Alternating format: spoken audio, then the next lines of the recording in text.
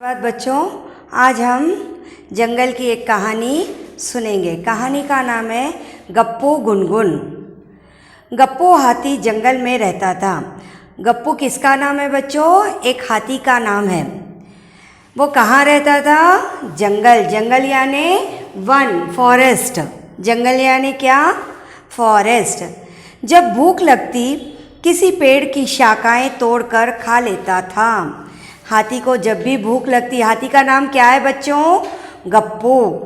क्या है? गप्पू। हाँ, तो जब भी उसको भूख लगती थी वो पेड़ की शाखाएं यानी ब्रांचेस, एक ट्री के ब्रांचेस तोड़कर वह खा लेता था। एक दिन क्या हुआ मालूम है बच्चों? गप्पू को जोर की भूख लगी। उसके पेट में चूहे दौड़ रहे थे। एक दिन उसको बहुत ज़ोर की भूख लगी थी और उसके पेट में चूहे दौड़ना यानी सचमुच के चूहे नहीं। अभी हम भी बोलते हैं भूख लगी मम्मी मेरे पेट में चूहे दौड़ रहे हैं, यानी तुम्हारे पेट में चूहे रहते हैं? नहीं, वो एक कहावत है। चूहे दौड़ना यानी भूख लगना, एक मुहावरा है ये। चूहे दौड़ना मुहावरा है, तो उसका अर्थ क्या है? चूहे दौड़ना यानी भूख लगना। तो गप्पू को बहुत ज़ोरों की भूख लगी और उसके पेट में चूहे दौड़ रहे थे। तब वह एक पेड़ की डाली तोड़ने लगा। डाली यानी वही ब्रांच, शाखाएं, जिसको हम अभी थोड़ी देर पहले बताया ना मैंने कि शाखाएं यानी ब्रांचेस, डाली यानी भी वही पेड़ की डाली तोड़ने लगा। लेकिन बच्चों, उस पेड़ पर कई जीव जंतु मिलकर रहते थे। जब भी उसे भूख लगती थी वो कुछ भी शाखाएं तोड़कर खाता था, लेकिन ज़्यादा भूख लगने से क्या करेंगे? हम ज़्यादा खाएंगे। वैसे ही गप्पू को भी बहुत भूख लगी थी और वो बड़ा सा डाली तोड़कर खाने की कोशिश कर रहा था। लेकिन उस डाली पर कई जीव जंतु यानी जिसमें जान है, लिविंग थिंग्स। अब लिविंग थिंग्स कोई भी हो सकते, कीड़े मकोड़े, जानवर, पक्षी, जो भी उस डाली पर रहते हैं उसको हम जीव जंतु कहेंगे, जिसमें जान हो। छोटी छोटी चींटियाँ भी हो सकती, छोटे पक्षी हो सकते। डालियों पर तो बड़े बड़े जानवर नहीं रहते। डाली यानी ऐसे इस तरीके से ब्रांच, पेड़ का ब्रांच, तो वहाँ पर छोटे छोटे जीव जंतु मिलकर रहते थे। एक गोह में तोता, कौन कौन रहते थे? देखो बच्चों, उस डाली पर कौन कौन रहता था? गोह यानी गुफा। तो उस गुफा में कौन कौन? गोह यानी एक सुराग, ऐसे पेड़ के अंदर, ऐसा हमारा एक पेड़ रहता, ये ट्री है, इस ट्री के ये ब्रांचेस है, इसमें एक बड़ा सा होल, उसको हम गुहा बोलेंगे। क्या बोलेंगे? गुहा। पेड़ के अंदर जो छोटी सी जगह वो लोग बना कर रहते उसको हम क्या कहेंगे? गुहा। गुहा में तोता, उसका परिवार, तने पर गिरगिट। गुहा यानी अंदर। अंदर कौन रहता था? एक घोंसले की तरह बनाकर, ज़्यादा सी पत्तियां वगैरह रहने से वहाँ पर एक छोटा सा घोंसला बनाकर तोता अपने परिवार के साथ रहता था। और तने पर गिरगिट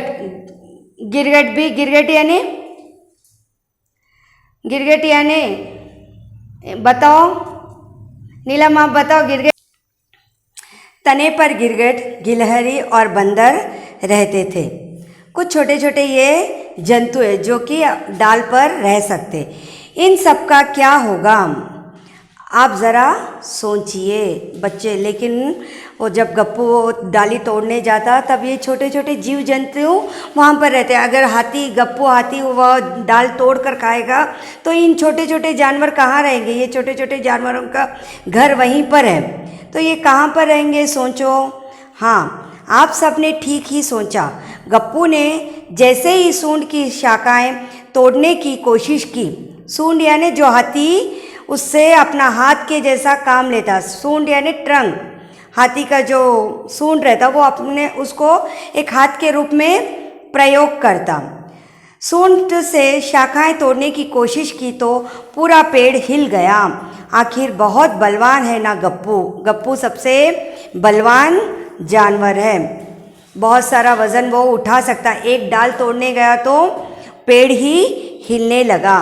बेचारे गिरगिट, गिलहरी तो नीचे गिर गए। बंदर बोला, गप्पू भाई, इस पेड़ को छोड़कर दूसरे पेड़ की पत्तियां खा लो। ये दोनों छोटे छोटे जानवर हैं जो कि गिरगिट और गिलहरी दोनों भी नीचे गिर गए। और बंदर बोला, गप्पू भाई इस पेड़ को छोड़कर दूसरे पेड़ की पत्तियां खा लो, हम भी यही सलाह दे रहे हैं ना बच्चों। गप्पू, सभी बच्चे भी वही बोल रहे कि इस तने को छोड़कर तुम दूसरे पेड़ पर जाओ, क्योंकि उस तने पर, उस डाली पर छोटे छोटे जीव जंतु रहते थे। अगर गप्पू खा लिया तो उनको रहने के लिए घर नहीं था। सभी लोग उससे, हाथी से रिक्वेस्ट करने लगे, लेकिन गप्पू अड़ियल किस्म का हाथी था। अड़ियल यानी बहुत जिद करना, नहीं चाहिए तो मुझे यही चाहिए। तुम लोग भी अपने अपने माता पिता से कुछ चाहिए तो आप कैसे जिद करते हो? अगर आपको आइसक्रीम चाहिए तो उस दुकान के पास से जाते ही नहीं। अड़ियल यानी जिद करके बैठना कि मुझे ये चाहिए। तो गप्पू भी इस तरीके का एक अड़ियल जानवर था। बोला, लेकिन गप्पू अड़ियल किस्म का हाथी था। बोलो, आज मेरा मन यही पेड़ पर खाने को कह रहा है। आज मेरा मन यही डाली खाने को कह रहा है, ऐसा गप्पू कहने लगा। तब बंदर ने कहा, ठीक है, अगर पीपल के पेड़ को ही खाना है तो कुछ ही दूर पर दूसरा पीपल का पेड़ लगा है, तुम वहाँ जाकर मज़े से खाओ। बंदर उसको रिक्वेस्ट कर रहा है। वो कौन सा पेड़ था जो कि गप्पू डाली तोड़कर खाना चाहता था? वह एक पीपल का पेड़ था। पीपल का पेड़ अगर आपको खाना है तो पास में ही दूसरा एक पेड़ पीपल का है। गप्पू से वह रिक्वेस्ट करता कि गप्पू भाई आप वहाँ पर उस पीपल के पेड़ को जाकर खाओ। लेकिन गप्पू कैसा था, कैसा जानवर है गप्पू? अड़ियल, बहुत ज़िद्दी किस्म का था। अच्छी सलाह दी न बंदर ने, लेकिन सब के कहने पर भी गप्पू ठस से मस न हुआ। आखिर घमंडी है ना बच्चों। कैसे देखो, बंदर उसको रिक्वेस्ट कर रहा है कि प्लीज़ आप वहाँ पर जाकर उस पीपल के वृक्ष को खाओ, लेकिन वह बिल्कुल भी ठस से मस होना, ये भी एक मुहावरा है, ठस से मस होना। अंडरलाइन करो बच्चों, ठस से मस होना यानी बिल्कुल भी नहीं हिलना, वहीं पर रुक जाना। लेकिन बहुत ये घमंडी जानवर था। सभी हाथी ऐसे नहीं होते, लेकिन सभी बच्चे भी वैसे नहीं होते। कुछ बच्चे ऐसे होते हैं घमंडी। उसी प्रकार हाथी में भी ये एक घमंडी हाथी था। लो, अभी आया हमारा हीरो गुनगुन भौरा। भौरा यानी जो कि फूल पर एक तरह की मक्खी रहती, फूल पर आकर वो गुई करते रहता, ऐसे रहता। वो फूल पर आकर बैठता और उसका फूल के अंदर का रस चूस कर वो पीता, जो कि उसकी आवाज़ कैसी आती? गुन गुन गुन गुन गुन गुन गुई बोलकर आती आवाज़।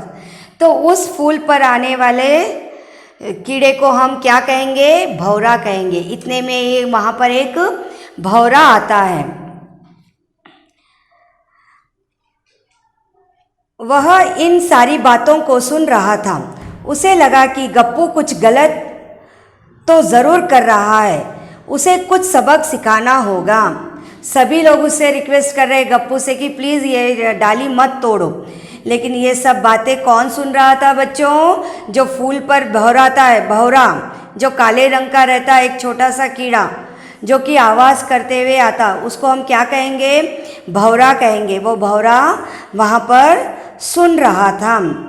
ये कुछ गलत कर रहा है, उसे कुछ सबक हमको सिखाना ही चाहिए। इतने लोग उसको रिक्वेस्ट कर रहे तो भी ये नहीं सुन रहा है, लेकिन भौरा क्या सोचता है? इसको कुछ हमको सिखाना ही पड़ेगा।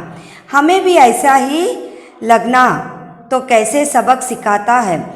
हमको भी ऐसे ही लग रहा है ना, ये कितना भी बोलने पर नहीं सुन रहा है। तो बच्चों आपको भी लग रहा है ना, इसे कुछ सिखाना चाहिए। तो गुनगुन भौरा चलो देखे। वह धीरे धीरे गप्पू के पास गया और उसके कान में घुसकर गुनगुन करने लगा। इतने में वो गप्पू के पास गया, उसके कान के पास जाकर गुई ऐसी आवाज़ करने लगा। जब भी एक कीड़ा आता तो सभी बच्चे अपने अपने कान बंद कर लेते ना, उसी को हम बोलेंगे भौरा।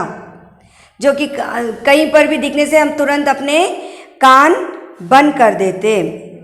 तो ये भी क्या कर रहा, हाथी के कान के पास जाकर गुनगुनाने लगा। गप्पू चिघाड़ा, ये गुनगुन कान से बाहर निकल, ये क्या कर रहा है, तू मेरा सिर फटा जा रहा है। वो जोर से चिघाड़ना यानी जोर से चिल्लाना, चिल्लाकर उसकी भाषा में क्या कहने लगा, गुनगुन बाहर निकल, और मेरा सर फटा जा रहा है तेरी आवाज़ से, निकल बाहर, बाहर जा। ऐसे वो चिगाड़ रहा था। चिगाड़ना यानी क्या बच्चों, जो हाथी की आवाज़ निकलती उसको हम क्या कहेंगे, चिगाड़ना। कुत्ता भौंकता है तो हम उसे क्या करते हैं, भौ भौ, भौंकना।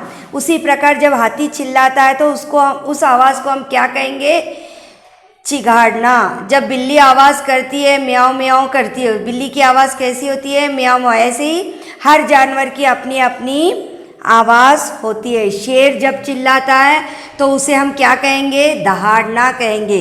उसी प्रकार हाथी जब चिल्लाता है तो उसे हम क्या कहेंगे, चिघाड़ना कहेंगे। बच्चों, तुम गुनगुन हीरो ने क्या कहा, देखो मेरा मन कह रहा है कि तुम्हारे कान में ही घुसकर गुनगुन करूं, तो बस मैं घुस गया और कान में। वह कांटे को कांटे से ही निकालना ना। गुनगुन क्या बोल रहा है कि मुझे तुम्हारे कान में गुनगुनाना है। गुनगुनाना यानी गाना गाना। मुझे तुम्हारा ही कान पसंद है, मुझे तुम्हारे ही कान में गुनगुनाना है। अब मैं बाहर नहीं निकलूँगा। यानी हाथी भी बोलता है ना, मुझे यही डाली खाना है।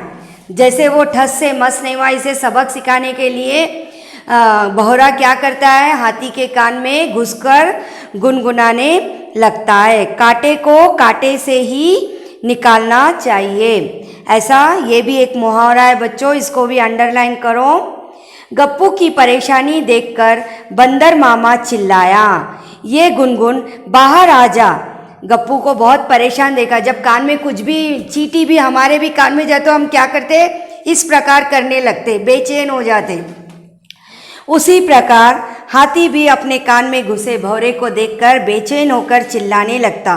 वो परेशान देखकर बंदर मामा क्या कहते हैं, ये गुनगुन बाहर आ जा, हमें बुरे के साथ बुरा व्यवहार करना नहीं सिखाया गया है। कभी भी बच्चों, हमको बुरे के साथ बुरा व्यवहार करना नहीं सिखाया गया है। ऐसे किसने कहा, बंदर मामा ने कहा। गुनगुन बाहर आ गया। गप्पू को शांति मिली और सबसे माफ़ी मांगी। बच्चों, अब आप गप्पू को अपनी भूख मिटाने की क्या सलाह देते हैं। देखो बच्चों, यह कहानी तो जब तक भौरा उसके पास जाता है और उसे सबक सिखाता है, तब जाकर भौरा गप्पू के कान से बाहर आता है और हाथी शांति से बैठ जाता है। और उस जगह पर बच्चों आप होते तो हाथी को क्या सलाह देते, बोलो। हाँ ज़रूर, हाथी को क्या सलाह दे रहे आप कि दूसरे पेड़ पर जाकर उसकी डाली खाकर अपनी भूख मिटाओ। तो कभी भी बुरे के साथ हमें बुरा व्यवहार नहीं करना चाहिए। हाँ कि उसको सबक सिखाने के लिए हमको कुछ ना कुछ करना ही चाहिए, लेकिन इस तरीके से ज़्यादा भी हमको कठोर नहीं बनना चाहिए। तब बच्चों आप लोग क्या सलाह दे रहे हैं हाथी को कि दूसरे पेड़ पर जाकर अपनी भूख मिटाओ। समझ में आया ना बच्चों। आज के लिए यह कहानी यहीं समाप्त होती है।